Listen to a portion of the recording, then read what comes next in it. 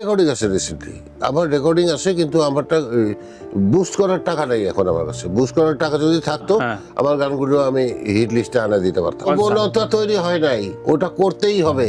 20,000 টাকা তো আমি আমার অ্যালবামের পোস্টার করছি। 20,000 টাকা যদি পাবলিসিটি তুই 90s করতে পারিস, এখন তো এসব অন্তত 2 লাখ টাকার পোস্টার তো পাবলিসিটি তো করা উচিত। এখন যেহেতু পোস্টারের টাইম নাই, তোর পাবলিসিটি কিসে করতে হবে? বুস্টিং এ করতে হবে। ওরই অর্গানিক ভিউ, মানে আমি 90 সালে অ্যালবাম রিলিজ করলাম, মানুষের ঠেকা পড়ছে খুঁজা দেখা যে আগুনের কোন অ্যালবাম রিলিজ হয়েছে। এটা তো মানুষের চোখে পড়াই দিতে হবে যে ভাই আমার অ্যালবাম রিলিজ হয়েছে। তারপরে শোন, আমি একটা জিনিস বলি, সেদিন কয়েকদিন আগেও আমি এটা ইন্টারভিউতে বলছি এই জিনিসটা। একটা গান রেকর্ড করতে কয় টাকা লাগে? ধর 1 লাখ টাকা। আচ্ছা, সেই গানটা পিছনে তুই যদি 10 লক্ষ টাকা ইনভেস্ট করিস, সেই গানটা 1 কোটি মানুষের কাছে পৌঁছে দেওয়া সম্ভব।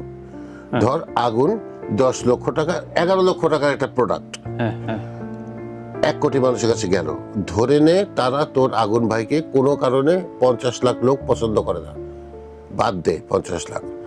এবার ধরে নে সেই 50 লাখের থেকে 25 লাখ লোক বলছে যে আগুন ভাই দেখতে খারাপ হয়ে গেছে, ওই 25 লাখও বাদ, থাকলো কত? 25। এবার নে যে আগুন ভাই দূর, ও কেমন করে জানি আগে কথা বলতে এখন আর বলে না, ধরো বাদ অর্ধেক, 12.5। সেখান থেকেও কোনো একটা বিদঘুটে কারণে হলেও আগুন ভাইরে কেউ পছন্দ করে না, বাদ দে 6 লাখ, থাকলো কত? 6 লাখ। এই 6 লাখ মানুষ কি পাওয়া যাবে না যারা আগুনের ডাই হার্ড ফ্যান? না, আমরা 6 লাখই ধরলাম।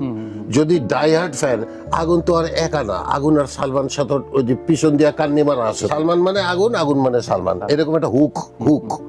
আচ্ছা, এই 5 লক্ষ মানুষ যদি প্রতিদিন আগুনের গান শোনা শুরু করে, 30 দিনে ওটার ভিউ কত রে? 1.5 কোটি। ওইটার থেকে তো আর্নিং শুরু হয়ে গেছে, অ্যাবনর্মাল ইনকাম। হবে না? তো তুই মার্কেটিং করবি না আর অ্যালবাম রিলিজ করে যায় না মাঝে মধ্যে বসে আল্লাহ আমার দিকে তাকাও করবি, এটা তো হবে না জিনিসটা।